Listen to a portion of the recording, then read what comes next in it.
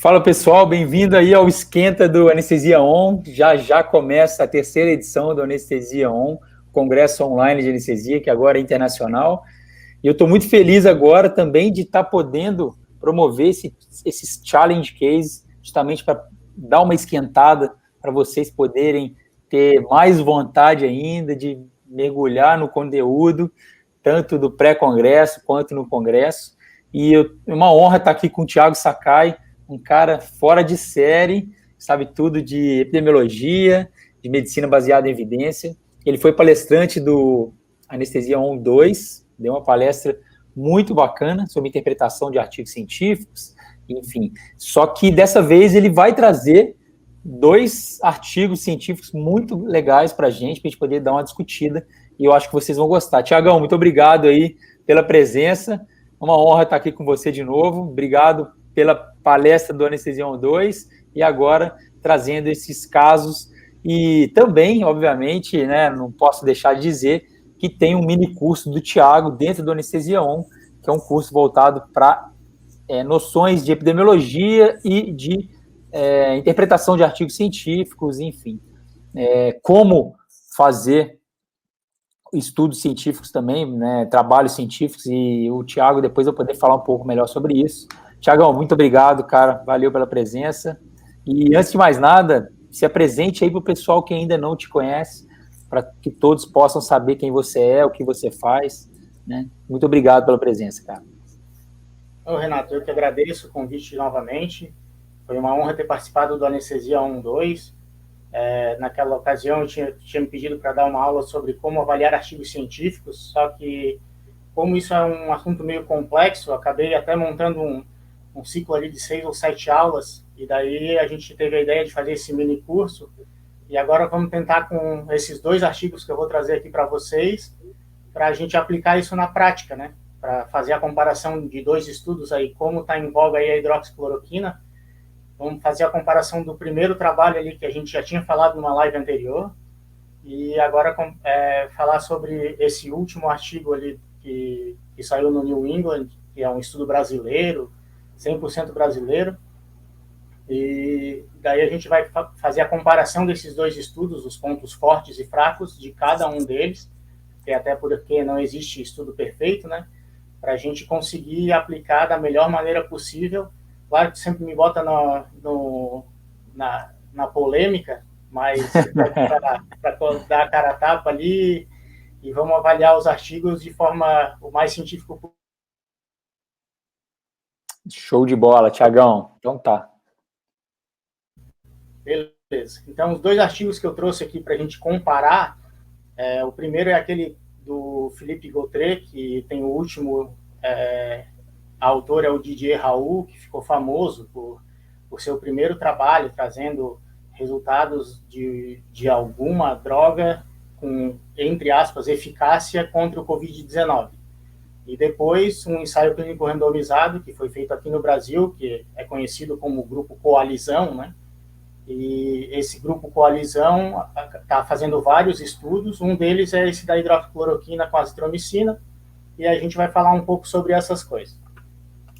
Então, esse primeiro estudo, que é foi publicado no International Journal of Antimicrobial Agents, essa revista, assim, a gente já falou sobre isso, mas ela já não tinha um índice de impacto assim tão alto, e talvez isso fosse um dos motivos pelos quais quisessem colocar um artigo, esse primeiro artigo, numa revista com um impacto mais baixo, que ela poderia subir esse fator de impacto dessa revista exatamente por causa do índice de citação. A gente já falou sobre isso em outras partes, e ali no curso depois a gente vai falar um pouco mais sobre toda essa parte de busca de artigos científicos e o porquê que as revistas ganham essas famas.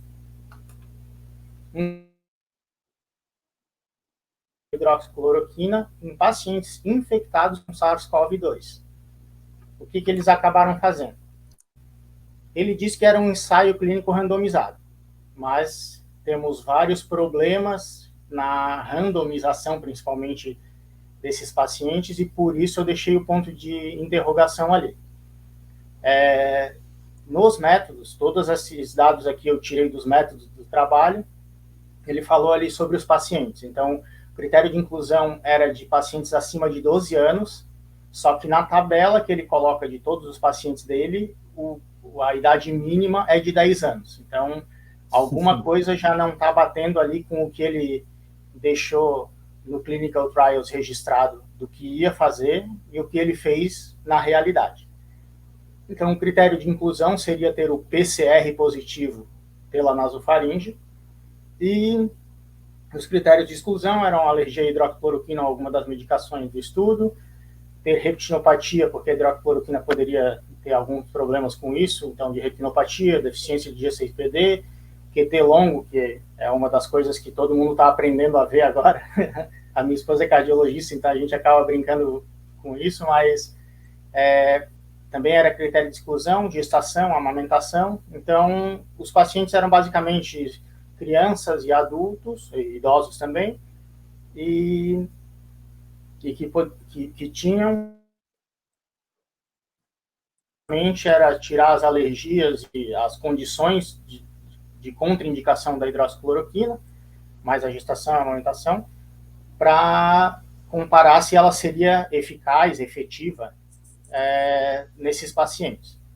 Então, ele foi registrado no Clinical Trials europeu, aí colocou ali o número. Pelo registro, ele dizia que ia fazer a avaliação no primeiro, quarto, sétimo e 14º dias, que não teria grupo controle, não incluiria a azitromicina, e a amostra seria de 25 pacientes, sem cegamento e de um único centro. Tudo isso foi retirado do registro do Clinical Trials, mas ele afirmou todas essas coisas no trabalho, só que nenhuma delas foi feita. E daí a gente começa a tentar tirar a poeira debaixo do tapete para ver que não foi bem assim que o trabalho foi delineado, né? Outra coisa, pelo Comitê de Ética, ele tinha sido aprovado no dia 6 de março, e no dia 13 de março já tinha uma versão pré-print que estava rolando, e todo mundo estava repassando aí no WhatsApp, dizendo que, olha, encontraram uma cura ou um tratamento para o Covid-19. Essa versão pré-print, então, estava no dia 13 de março já escrita. Então, ele teria a opção de estar escrevendo a versão no 6º dia, com todos os resultados mais ou menos prontos, e daí ter feito a versão final nas últimas 6 horas do dia, ou então teve algum problema na coleta desses dados, que ele não conseguiu coletar o 7º nem o 14º dia, como estava escrito ali anteriormente. No Clinical Trials, ele tinha colocado que não haveria grupo controle. E no trabalho dele aqui, ele usou quem recusou o tratamento como o grupo controle. Qual é o problema de usar um grupo que recusou o tratamento para ser grupo controle? Na teoria, ele tem que ser excluído do estudo. Então, mais um problema de randomização que sempre vai deixar perdas diferenciais entre os grupos. Então, uma das coisas que a gente sempre precisa ver é perdas diferenciais entre os grupos, mesmo se o ensaio clínico for randomizado. Então, a intervenção que ele tinha colocado era a hidroxicloroquina 200 miligramas de 8 em 8 horas, o que daria 600 miligramas ao dia, por 10 dias. O grupo controle, então, foram pacientes não tratados em outros hospitais. Então, esses pacientes não tratados em outros hospitais e que recusaram tratamento também foram incluídos no estudo dele. Um pouco antiético, mas se ele tivesse incluído grupos a ponto de a gente poder fazer uma relação causal, ou de que a única variável que estaria influenciando seria o tratamento, né? Teriam muitas outras variáveis.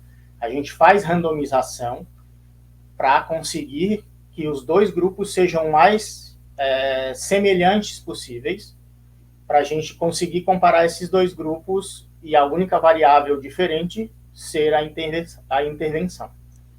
Então, o tratamento, ele colocava com sintomáticos e antibióticos, era por julgamento clínico, só que a azitromicina, então, foi colocada por ele, por julgamento clínico, nos pacientes que ele achava que deveriam ter recebido. Ele poderia ter tido um viés de confirmação, obviamente que sim, e poderia ter tido também um viés de que, eu vou colocar a azitromicina nos pacientes que eu acho que vão evoluir melhor. Então, essa escolha por julgamento clínico, ela nunca deve ser um método para um ensaio clínico. Por isso que é muito importante o cegamento, tanto quanto a avaliação, quanto a aplicação, ou de questionário, ou de avaliação, ou de qualquer coisa que alguém responsável pela pesquisa tenha que julgar os tratamentos. O trabalho era a negativação virológica no dia 6 do tratamento. Então, ele tinha colocado 7 e 14 lá no Clinical Trials, e ele botou a negativação virológica no 6º dia dos resultados, entre aspas, do que ele conseguiu como positivos. De endpoints secundários, era negativação virológica durante todo o estudo, segmento clínico e os efeitos colaterais. Então, a amostra mínima calculada para ele era de 48, um N, né? Sendo 24 por grupo. Então, a amostra que ele calcula para tentar determinar uma diferença mínima de eficácia entre os dois grupos, que fosse maior do que 50%, que foi o que ele colocou no estudo, ele precisaria dessa amostra calculada de 48, então 24 por cada grupo. 24 em quem sofreu a intervenção, 24 em quem não tinha sofrido. A gente já vai ver que ele vai ter mais perdas diferenciais ali para frente. E dos testes estatísticos, eu não vou entrar em detalhes, mas ele usou ali o Q-quadrado, Fisher, T-Student. Tem vários problemas para quem utiliza amostras menores do que 20 ou menores do que 30 por grupos. E eu não vou entrar nos detalhes dos testes estatísticos, mas vários deles não... Assim, são paramétricos, não poderiam ser utilizados.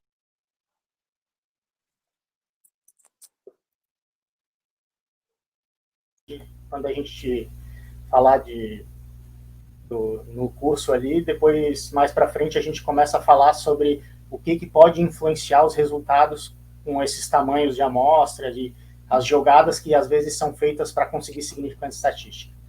Então, nos resultados, a gente vê que no grupo hidroxicloroquina foram incluídos 26 pacientes e no grupo controle, 16. E 6 do grupo hidroxicloroquina foram excluídos.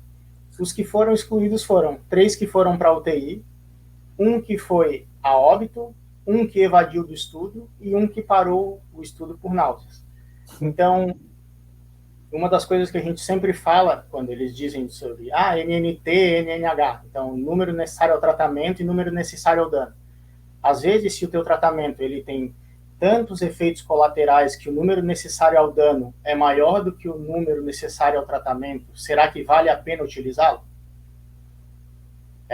Só para demonstrar aqui, então, o perfil geral dessa amostra, porque quando a gente fala de validade interna e validade externa, a gente precisa ver, esse estudo é bonito, é legal, tá lá naquela revista, lá no primeiro mundo. Ele serve para a minha realidade? Essa é uma das primeiras perguntas que a gente precisa fazer. Então, o perfil dos pacientes é semelhante dos que eu atendo no meu ambulatório, dos que eu no meu hospital ou na região onde eu trabalho? Isso é uma das coisas importantes a se saber. Então, o perfil deles ali era 41% eram do sexo masculino, a idade média de 45 anos, só que qual foi um dos problemas? O grupo de hidroxicloroquina eram mais velhos, em média, do que o grupo dos controles. O que isso demonstra? Demonstra que a randomização, se tivesse sido feita, não foi bem feita. E se não foi bem feita, os grupos não são comparáveis entre si, para tu dizer que só o tratamento teria sido responsável por aquela resposta.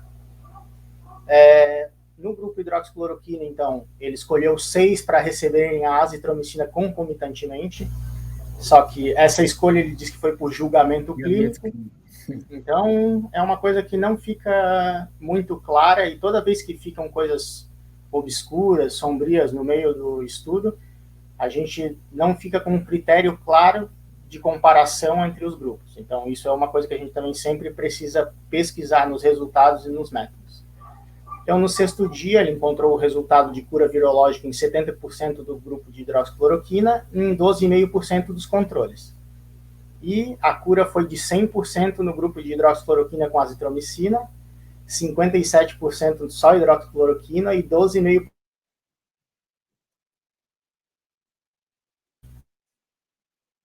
azitromicina, com 100% de cura na viragem virológica, né? Então, dessa contagem virológica, qual é um dos problemas que a gente vê como desfecho? Ele não é um desfecho que a gente chama hard, que é um desfecho duro, que eles fazem essa tradução. Um desfecho duro é mortalidade, alta hospitalar, tempo de UTI, redução de tempo de UTI, redução de tempo de internação. Esses desfechos, assim, ele usou um desfecho substituto, que seria a negativação do exame, mas eu não quero só negativar o exame, eu quero que o paciente sobreviva àquilo, né? Então, eu negativar um exame não é um desfecho duro, ele é um desfecho secundário ou substitutivo. Aqui estão os resultados que ele começa a demonstrar as diferenças entre os grupos ao longo dos dias, e daí uma das coisas que a gente também sempre vê nesse acompanhamento é que quanto maior for a diferença entre os grupos, é quando a gente consegue significância estatística. Quanto menor a amostra eu tiver, maior tem que ser essa diferença. Do mesmo jeito, o contrário também é válido. Quanto menor for essa diferença, maior é o número de amostras estatística. Mas isso não necessariamente quer dizer que tenha significância clínica. E aqui, para a hidroxicloroquina com azitromicina, ele fez a mesma combinação, que daí no 6º dia, 100% estava curado. Aqui no grupo só da hidroxicloroquina era um pouco menos, e aqui 12,5% no grupo dos controles.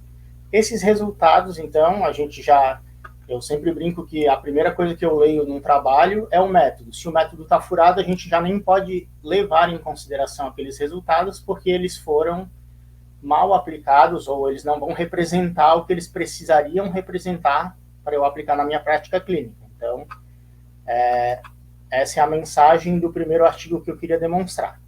Ô, Thiago, só fazer uns comentários, cara, assim, incrível, né? Porque quando a gente lê um artigo, principalmente em inglês, e, né, às vezes é de uma revista boa, cara, muita coisa passa batido, né? Assim, não deveria passar, né? O que você mostrou aí, você transpareceu muito, assim, sabe? Que foi um estudo muito mal feito, cheio de vieses, muito, não é? E, tipo, que se eu tivesse, na época que eu li o trabalho, tivesse tido essa clareza, meu Deus, eu não ia nem acabar de ler o trabalho, exatamente o que você falou, nem perderia meu tempo, né?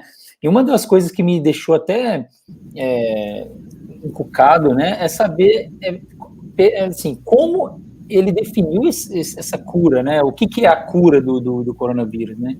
Porque o simples fato de negativar o PCR não quer dizer que o paciente está curado, porque a resposta inflamatória ali pode estar presente, né?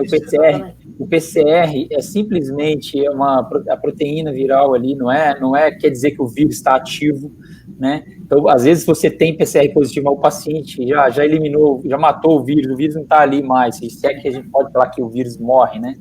Mas, enfim, então, isso também, essa definição de cura também eu achei bem esdrúxula, né? Bem esquisita, né?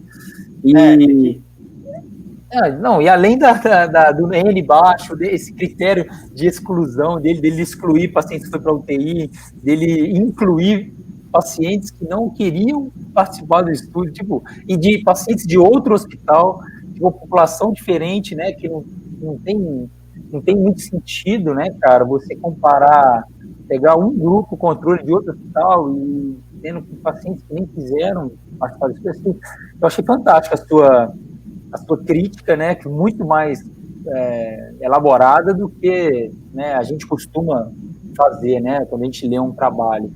Muito legal, show de bola. Tipo. Essa parte de pegar trabalhos até para conseguir aumentar a amostra, para aumentar o poder do estudo. Só que uma coisa que tem que ficar bem clara é que em cada um desses centros a gente precisa pegar, randomizar semelhantemente com a mesma chance de que cada hospital tem a mesma chance de ter os pacientes, o número semelhante de pacientes na amostra para ser representativo daquilo. Podem acreditar nisso. A maneira mais justa e prática de se fazer isso é acreditar na aleatoriedade, na randomização. Porque se a gente jogar uma moeda para cima que ela não tiver viciada, ela vai dar o resultado ali com aquele intervalo de confiança, entre 45% e 55%, entre 40% e 60%, com a média de 50%. Então, o que eu sempre brinco ali da randomização é que se quer fazer alguma coisa que seja justa mesmo, pode acreditar na estatística. Ela não perdoa. Não perdoa. Muito legal, legal demais. Vamos para o segundo, então, para a gente ver a diferença entre um trabalho e outro. Beleza. Assim, esse segundo trabalho, então, que eu trouxe, ele também foi alvo de muitas críticas, um monte de gente que leu o trabalho e falou, esse trabalho já foi montado para dar errado. A gente vai falar sobre algumas coisas que poderiam ter sido melhores ou piores, mas os próprios investigadores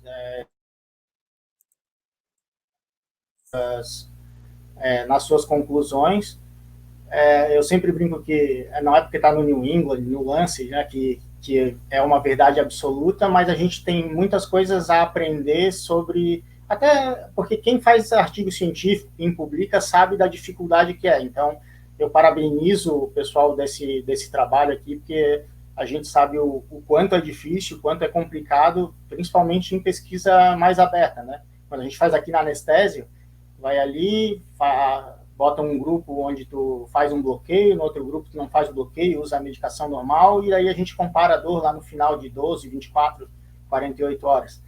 Mas para quem está fazendo em campo aberto, é até um pouco mais complicado, por isso até eu parabenizo o pessoal aí desse trabalho. Tem algumas ressalvas a fazer, a gente vai falar disso ali um pouco para frente. Então, esse segundo trabalho, que está publicado no New England, do Coalizão, ele compara a hidroxicloroquina com ou sem azitromicina no combate à Covid leve a moderada. Qual foi uma das premissas para se desenhar esse tipo de estudo? Vários pesquisadores começaram a falar que vocês estão colocando a hidroxicloroquina depois que o cara está na UTI, então ele já fez a tempestade de citocinas, não adianta mais, nananá. Então, vamos fazer quando eles tiverem casos leves a moderados. Então,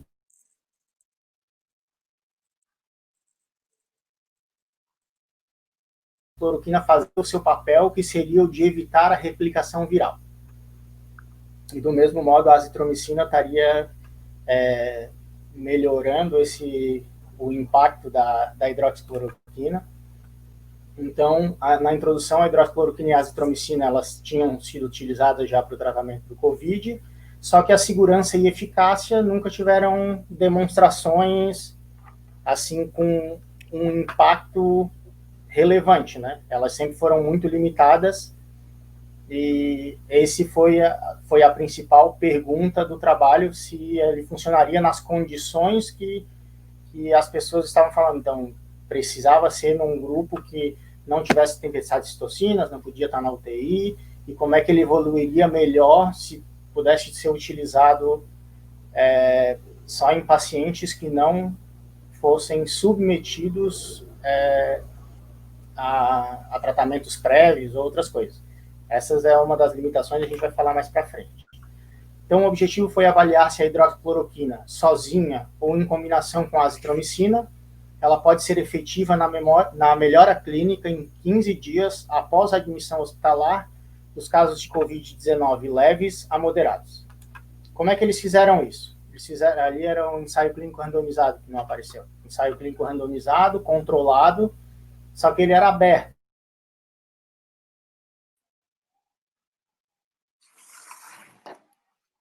Não é cegado. O paciente sabe qual é o tratamento que está recebendo.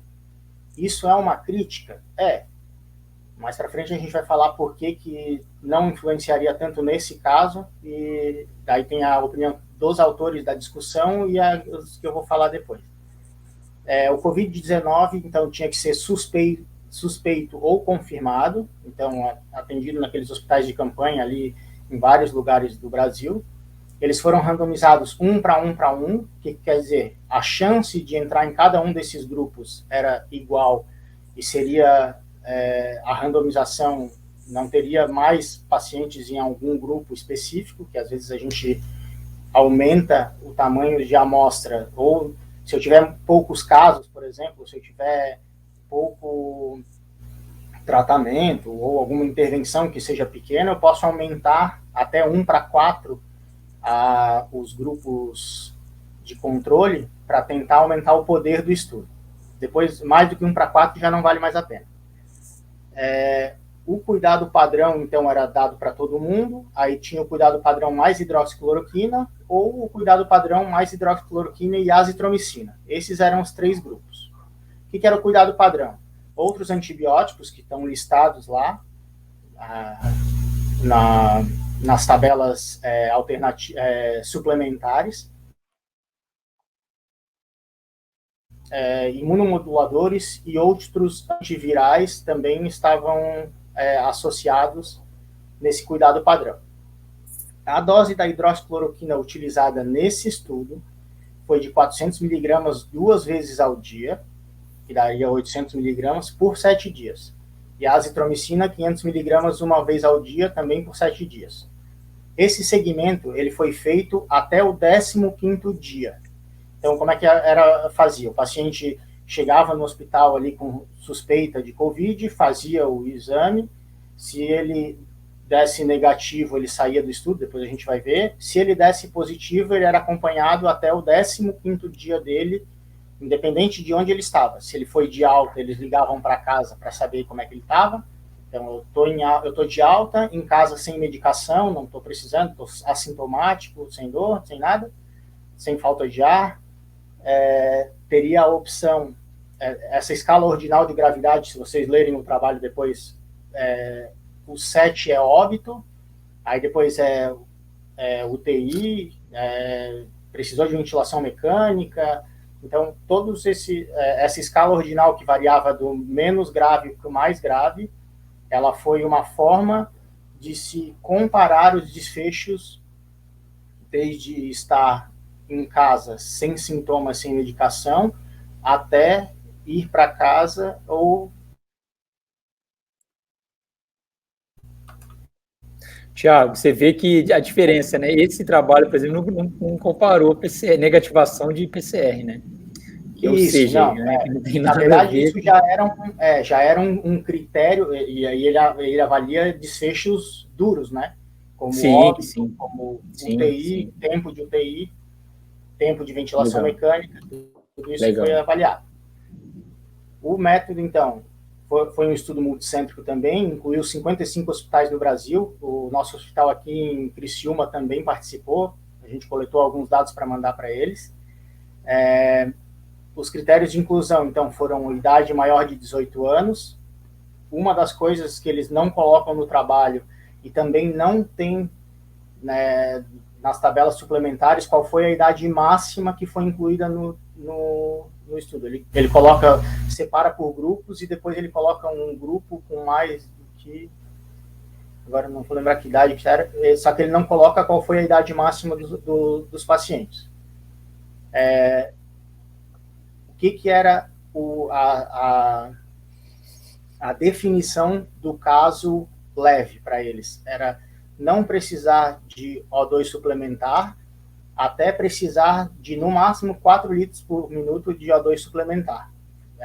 Isso aí era caso leve e moderado. Critérios de exclusão, então, se precisasse antes de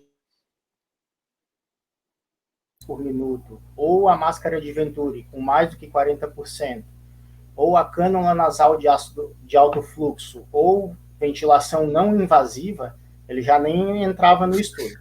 Então, tinha que ser caso leve a moderado. O uso prévio de cloroquina, hidroxicloroquina, azitromicina ou macrolídeo por mais de 24 horas desde o início dos sintomas, vocês vão ver que eles colocaram, eles tiveram que tirar esse critério de exclusão, porque uma das coisas que eles colocam na discussão é que porque estava muito difundido pelo Brasil e o pessoal ia na farmácia e comprava, então eles tiveram que incluir, mas o mais importante nesse caso não era ter tomado ou não hidroxicloroquina, azitromicina ou qualquer um desses outros tratamentos, é que se eles seriam diferentes entre os grupos, porque se o uso prévio foi semelhante nos grupos, isso não seria uma variável que ia influenciar o meu resultado final. Taquicardia ventricular severa, que é T longo ali, maior de 480 milissegundos, seriam critérios para não poder utilizar a hidroxicloroquina, então não poderia entrar no estudo. Os dados, então, foram coletados até o dia 15, após a randomização. Se fosse de alta, o status clínico no 15º dia. Então, desde estar em casa sem medicação até o óbito, se fez uso se foi intubado, né, intubação orotraqueal, cânula de alto fluxo de O2, porcentagem também de ventilação não invasiva, aí outros desfechos, tempo de hospitalização, óbito intra-hospitalar, complicações tromboembólicas, que a gente tem observado bastante das complicações tromboembólicas, e daí depois vocês vão ver que tem um outro estudo do Coalizão, que eles estão comparando o uso de heparina. Até comentei contigo, Renato, daqueles trabalhos que a gente já tinha feito com sepsis, para uso de heparina na sepsis para evitar complicações tromboembólicas, insuficiência renal e dias sem suporte respiratório. Então, todas essas complicações, elas foram aferidas em todos os grupos. O que é uma análise intention to treat?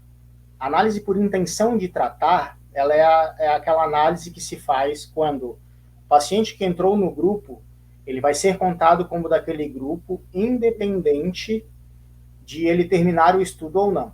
Se ele não conseguiu terminar o estudo, ou teve perda, ou morreu, ou qualquer outra coisa, mas ele foi sorteado para ficar no grupo de intervenção, se essa intervenção ela dá tanto efeito colateral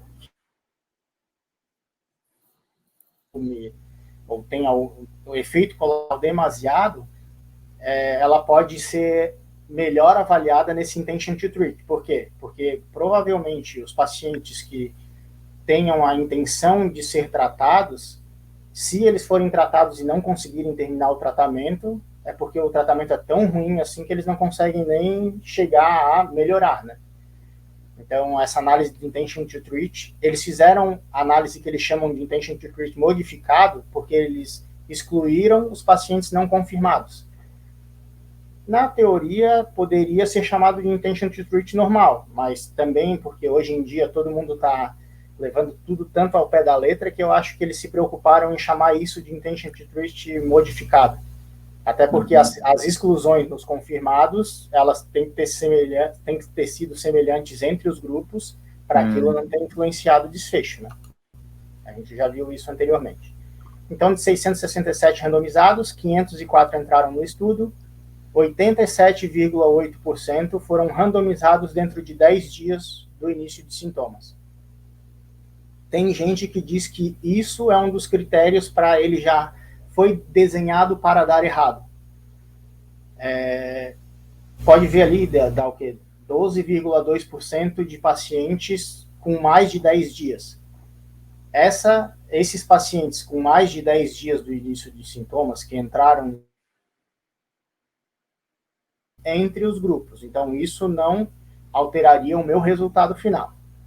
58% eram homens, 42% estavam recebendo O2 suplementar no baseline e não foram diferentes nas características de entrada no estudo. Então, as características de baseline foram semelhantes entre os grupos, pode ver que as idades médias foram semelhantes, com desvio padrão, a porcentagem de sexo foi semelhante. Aqui parece que no grupo da hidroxicloroquina seria um pouquinho maior, só que se eu fosse revisor desse trabalho, eu pessoalmente colocaria uma quinta coluna aqui do lado com o valor do P. Por que eu colocaria essa quinta coluna com o valor do P? Porque ficaria claro que essa diferença aqui, por exemplo, de 10 entre o grupo controle e hidroxicloroquina, essa diferença de 10 anos, ela não foi estatisticamente significante. Essa porcentagem, essa diferença de 10% no sexo masculino, por exemplo.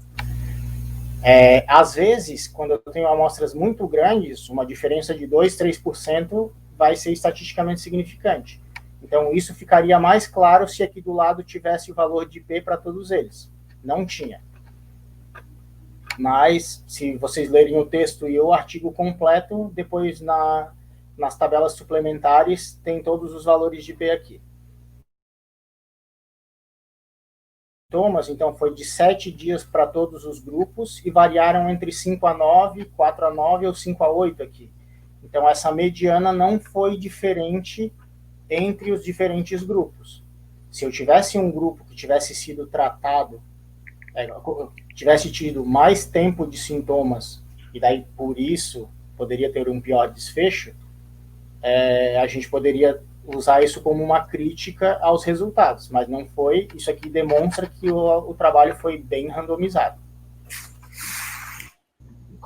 Desfechos primários. Então, sem diferenças para uma pior pontuação na escala de 1 a 7 entre os grupos. O que isso quer dizer?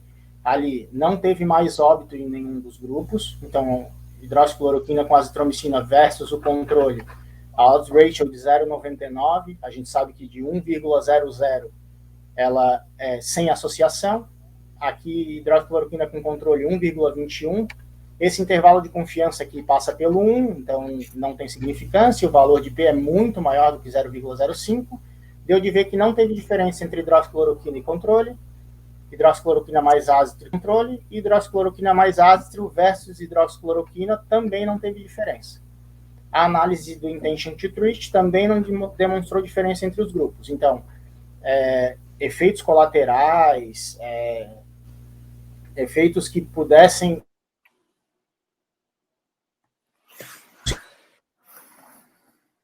os grupos também.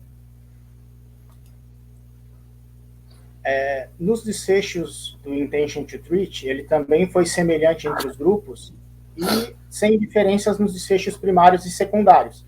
Todos aqueles desfechos que a gente colocou ali, não hospitalizado sem limitações de atividades, não hospitalizados com limitação de atividades, hospitalizado não recebendo oxigênio suplementar. Então, aquela escala de 1 a 7, a mortalidade pareceu um pouquinho maior aqui na hidroxicloroquina, mas como a gente viu, essa diferença não foi estatisticamente significante. Então, essa diferença pode ter sido apenas ao acaso. Resultados.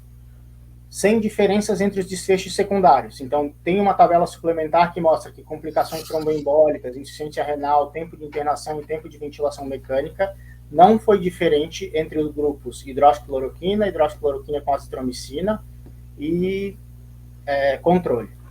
E entre os 3 grupos também foi semelhante a porcentagem de pacientes com ventilação mecânica, com dias sem suporte ventilatório, e a mortalidade também foi semelhante entre os 3 grupos.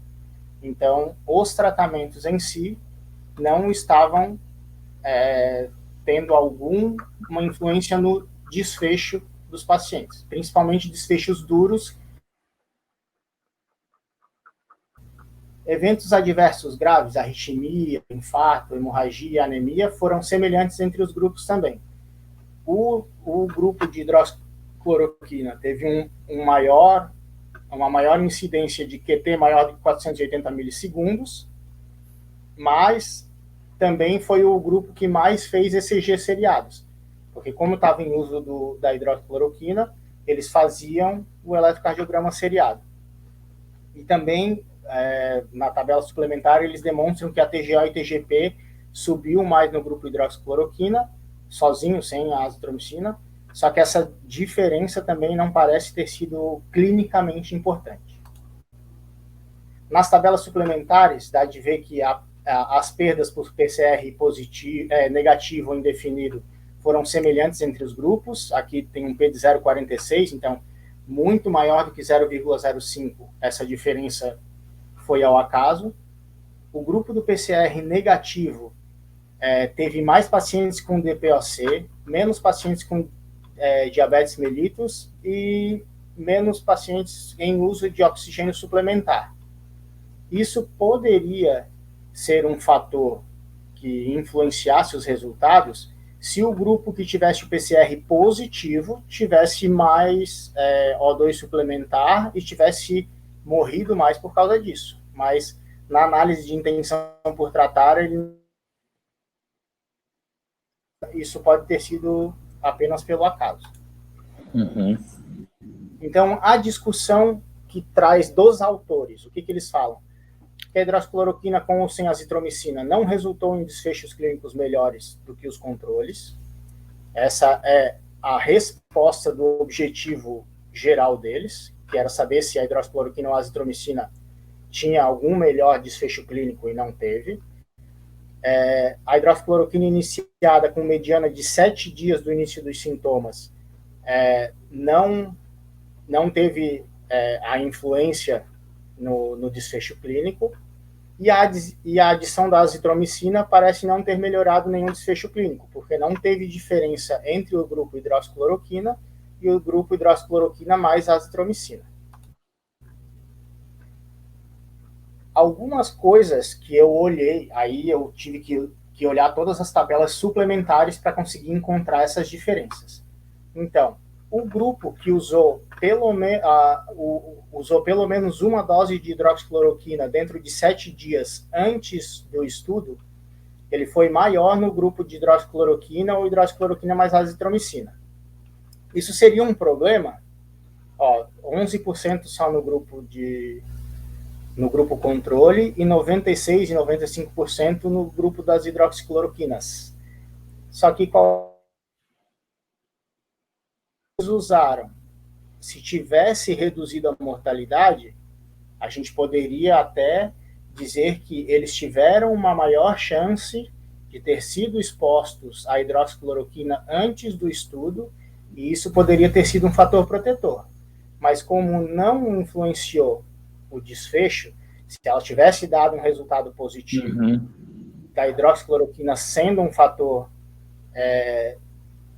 com redução de mortalidade, ou de evento tromboembólico, ou de tempo de internação, ou ventilação mecânica, a gente poderia até fazer uma avenção sobre isso. Mas, nesse caso, não foi o que aconteceu. De qualquer maneira, foi diferencial e foi estatisticamente significante a diferença da chance da cloroquina ser mais utilizada do que no grupo controle. Tá. O uso de pelo menos uma dose de azitromicina dentro de 7 dias antes do estudo foi maior no grupo hidroxicloroquina mais azitromicina. Só que, do mesmo jeito, a azitromicina também não conseguiu reduzir mortalidade. Então, se o estudo tivesse sido positivo, a gente poderia fazer também uma crítica dizendo, mas daí, então, quem conseguiu fazer esse uso precoce poderia ter reduzido mortalidade, mas não foi o que aconteceu. E a mesma coisa dos pacientes usando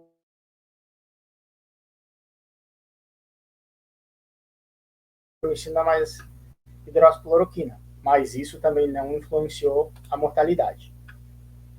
Outras coisas que eu trouxe para vocês foi que aqui não aparece a diferença, mas, assim, ceftaroline parece ter sido um pouco maior usado no grupo controle, mas também aqui não tem o valor de P para saber se foi estatisticamente significante ou não.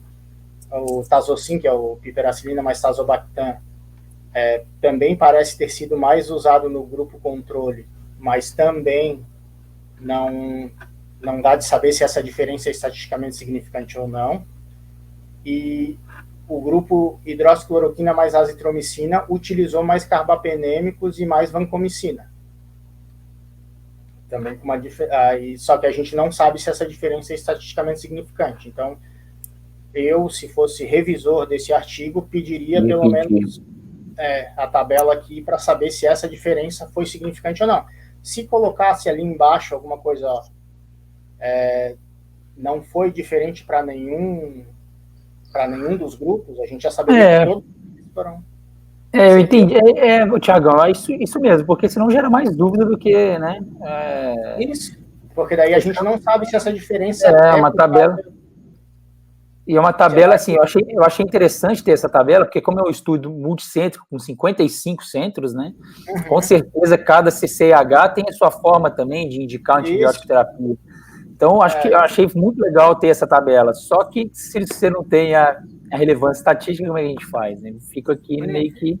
Né? Também outra coisa, ó, o grupo também pareceu usar mais quinolona, mas também não sei se essa diferença dos 16% para o 9% seria estatisticamente significante ou não. Sim. Uma coisa importante que trouxe é que, como as porcentagens são muito semelhantes nos corticosteroides e outros antibióticos, essas diferenças aqui não foram estatisticamente significantes. Então, o corticosteroide não foi um fator que influenciou o desfecho e essa randomização foi bem feita. Tá. Quais foram as limitações pela discussão do artigo? O estudo ele não foi cegado, então, ele sendo open label, o paciente que está sabendo que está usando a hidroxicloroquina, ele poderia ter, a gente chama isso de efeito Hawthorne, né? Quando o paciente ele está num estudo, ele tem uma menor chance de ter eventos, ele se cuida mais, ele sempre tem alguém no colarinho dele ali tentando, você está fazendo exercício, mesmo que você não esteja fazendo, sabe que alguém vai te perguntar na semana que vem, essa semana faz dieta, essa semana... Sim. Vai ser tão feio para onde tu vai fazer a coleta dos dados, então isso poderia ser um fator que pudesse piorar o desfecho em condições reais que eles falam, né? Esse foi um estudo de casos reais, ou foi um estudo de real. Estudo de vida real, eles chamam. Por ter sido open label, então não cegado, é uma das limitações que o artigo fala. Uso de outras medicações durante o protocolo, por exemplo, o cara queria usar mais própolis, então a gente não teria como controlar, por exemplo, se um dos grupos quis usar mais própolis, quis usar mais nitazoxanida, que não quis usar mais ivermectina, por exemplo. Se tivesse na moda na época, não teria como fazer o controle desse uso de outras medicações durante o protocolo. Então, isso poderia ser um fator de limitação do estudo, já que ele era um estudo aberto, né? Porque, como a gente diz, na anestesia a gente tem um estudo fechado e a gente sabe todas as medicações que a gente dá para o paciente, porque a gente vai lá, aplica na veia, checa na prescrição de enfermagem, conta quanto é que está o nível de dor, ou conta, faz qualquer escala que tenha que aplicar. Medicação. Incluídos no estudo pacientes com menos de 24 horas de sintomas que iniciaram o uso de hidroxicloroquina e azitromicina. E ele explica que porque no Brasil tinha esse problema de muita gente querer utilizar porque como fator, como é que diz? Estavam querendo usar para não precisar desenvolver os sintomas, né? Preventivo. Então, utilizar de maneira preventiva poderia ter influenciado os resultados. E também incluíram pacientes com mais de 14 dias do início dos sintomas, sendo que sempre foi dito que era mais efetivo em quadros mais precoces. o que eu tenho a dizer sobre essas limitações que o artigo falou? Então, as críticas principais ao estudo, de o ensaio clínico ter sido aberto e não cegado, ele seria mais criticado se ele tivesse dado positivo. Por quê? Os pacientes sabiam que estavam usando hidroxicloroquina e melhoraram mais porque sabiam que estavam sendo tratados. O grupo que não estava sendo tratado poderia se sentir inferiorizado e, de repente, não ter desfechos clínicos piores, né? Então, se ele fosse positivo... Com certeza. Diz eles que não teve acesso aos dados antes e que esses dados foram monitorados por um comitê independente externo. Então, isso daqui não teria influência sobre eles quererem vender mais medicações ou aspectos éticos que pudessem influenciar o resultado do trabalho. Critérios de inclusão com menos de 14 dias de sintomas. Então, a análise ela não demonstrou diferenças em tempo de sintomas entre os grupos. Se um grupo tivesse mais outliers, porque a gente sempre vai ter outlier, isso poderia estar influenciando o resultado se fosse com perdas diferenciais, ou com ganhos diferenciais nesse caso. Eu tivesse incluído o paciente com mais de 14 dias só no grupo controle e no grupo casos não, mas isso não aconteceu. O ideal seria menos de 7 dias. Eles colocam que, então, vocês usaram menos de 14, quem usou com menos de 7 dias. Só que assim, o que isso vale para a tua vida real? Consegue testar todo mundo? Consegue fazer em menos de 7 dias que todo mundo tenha PCR e teste rápido e tudo isso disponível? A gente sabe que isso não é aplicável na tua vida diária agora nesses tempos de pandemia, né? Então, uma das coisas que a gente brinca de falar sobre isso, mas aí tu inclui... o importante é que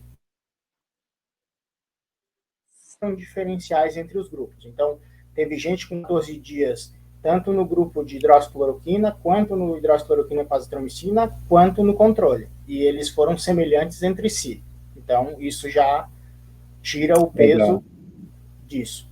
E a outra coisa que eu brinco sempre, né, assim, tu acha que a tua intervenção é tão boa, tão eficaz, tão maravilhosa, tão, né? Então, coloca na caixa d'água, né? Porque daí tu quer usar como preventiva, igual o flúor do dentista. Tu quer que uma medicação seja tão boa, barata, eficaz, não tóxica, e que tu consegue fazer em larga escala, coloca na caixa d'água que todo mundo vai ter acesso. No sal de cozinha. Isso, no sal de cozinha, igual o pessoal da tireoide ali bota o sal do iodo, essas coisas. Então, a gente brinca desse tipo, quando o pessoal diz assim, tem que ser o mais precoce possível. Só que assim, o cara espirrou, eu vou dar hidroxicloroquina.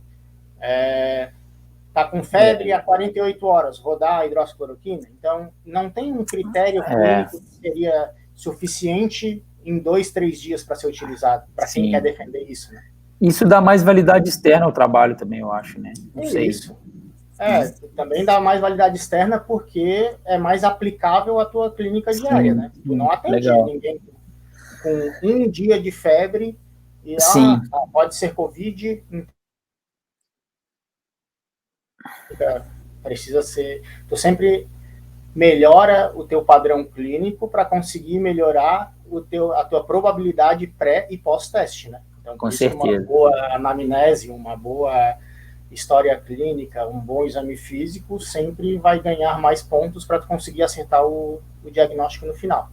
Com certeza, cara. Sem diferenças entre os grupos no tempo de início dos sintomas, idade, oxigênio suplementar e hospitalização. Então, essa tabela suplementar 10 tem todos esses dados, não deram diferenças estatisticamente significantes, então o tempo do sintoma, o tempo de início do sintoma não foi um fator que influenciaria o meu desfecho. A idade, não teve um grupo que foi mais velho ou mais jovem que pudesse também influenciar o desfecho, diferente daquele outro artigo que eu mostrei para vocês. O oxigênio suplementar também não foi maior em nenhum dos grupos, e a taxa de hospitalização também não foi maior em nenhum dos grupos. Isso demonstra que ele foi bem randomizado e teve grupos semelhantes entre si, comparáveis. E com esses grupos comparáveis que não conseguiu demonstrar diferença na mortalidade, é porque, claro, tem sempre todas as nuances. Quando a gente for falar de outros trabalhos daqui para frente, de repente a gente vai ver que para alguns cenários clínicos que a gente chama, né, para aquele cenário clínico, tem gente que critica que a dose da hidroxicloroquina foi muito alta. Mas os trabalhos todos que eu tenho visto aí são 700, 800 miligramas. Sim, não achei aí, também. Tempo de início dos sintomas, 3, 5, 7 dias, porque eles dizem que o tempo de replicação viral é até 7 dias, por que eu usaria com mais de 7 dias? Então, essa é a principal crítica ao estudo. Crítica, né? Quer defender que ele já foi desenhado para não funcionar, né? 96% já tinha usado hidroxicloroquina anteriormente no grupo hidroxicloroquina. Lembra que eu coloquei para vocês? Não teria mais chance de melhora se essa hidroxicloroquina já foi mais usada antes dos 3 a 7 dias de sintomas. Então, isso só aumentaria a minha chance de ter uma melhora clínica com hidroxicloroquina se eu tive mais exposição à hidroxicloroquina nos grupos de hidroxicloroquina. Entendeu o que eu quis dizer? Naquela primeira tabela lá, das últimas tabelas dos resultados, tinha a comparação entre quem, dentro de 7 dias antes de entrar no estudo, tinha usado hidroxicloroquina. 96% e 97% nos grupos de hidroxicloroquina, e eu não lembro agora se era 16% ou 20% no grupo controle. Já tinha usado hidroxicloroquina antes. Então,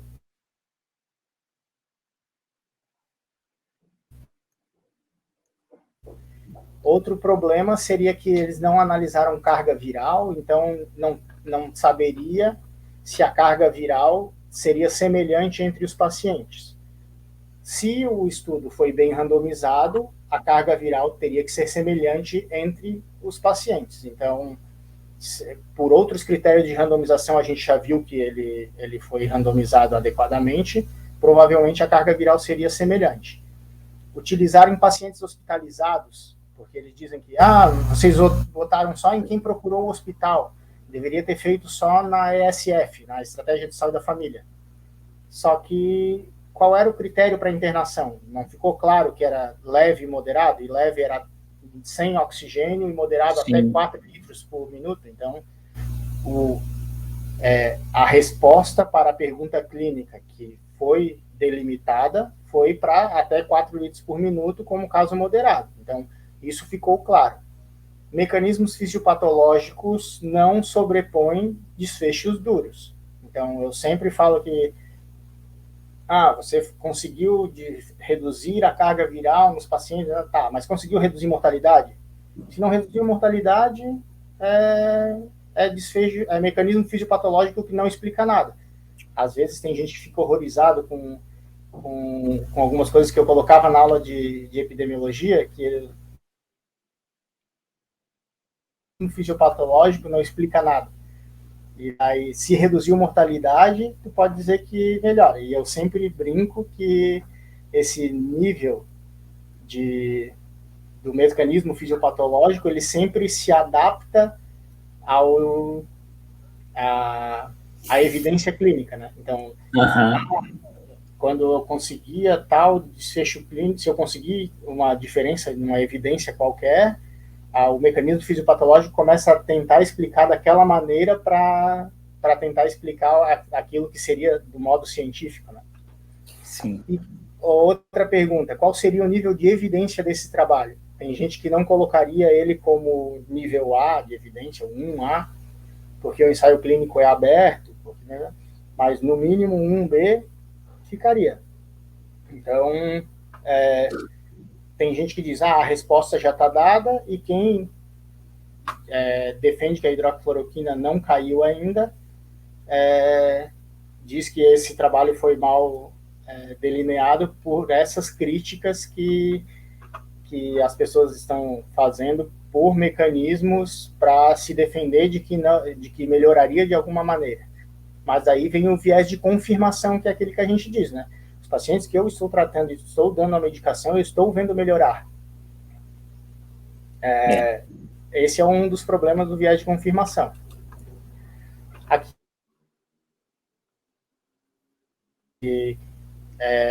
a dose de 400 miligramas ao dia seria comumente utilizada, e doses cumulativas de 1.000 miligramas por mais de 7 anos é que poderiam ter algum problema. Então, a gente está numa dose ali razoável para 400, 600, 800 miligramas ali por esses curtos períodos de uma semana, 10 dias no máximo. Uma das coisas que eu coloquei aqui no final, eu criei um perfil no Instagram que chama Além das Evidências. Acho que o Renato já colocou ali no Instagram dele também. Eu faço algumas análises críticas sobre alguns trabalhos. Se alguém tiver interesse em que eu faça análise de algum artigo que acha que seja interessante, que eu possa ler e ali ter algum tempo para poder fazer essa análise crítica, eu estou aberto ali as solicitações de vocês. Podem seguir ali no Instagram, que de vez em quando eu coloco alguns trabalhos, alguns polêmicos, outros nem tanto, mas eu acho que o mais importante é a gente chamar a atenção para essas ferramentas que a gente utiliza para demonstrar o que é, entre aspas, ciência de verdade, né? Eu tinha um professor que falava, o que é ciência de verdade? Ciência é tudo aquilo que deu a fazer ciência.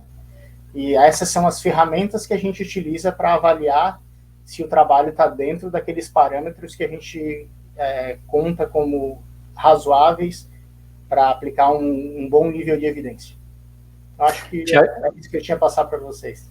Tiagão, fantástico, cara. Olha como é que você traz dois trabalhos totalmente diferentes, né? Um com um nível muito alto de evidência, apesar de algumas críticas, igual você mesmo disse no início, né, da apresentação, não existe trabalho perfeito, sempre haverá críticas, e eu acho que isso é excelente, ter críticas, porque isso faz com que o próximo seja melhor que o anterior, porque se não tem crítica, a gente não melhora, né, Tiago? Acho que isso é uma coisa muito natural, né, do ser humano, desse mundo que está toda hora mudando, né, e mostrar para as pessoas que estão assistindo, né, o quanto é importante a metodologia. A gente, de cara, bater o olho na metodologia do artigo que a gente está lendo, né, ter esse senso crítico, né, você me ensinou isso, né, eu costumava olhar o título e olhar a conclusão, dependendo da conclusão, eu não lia o trabalho.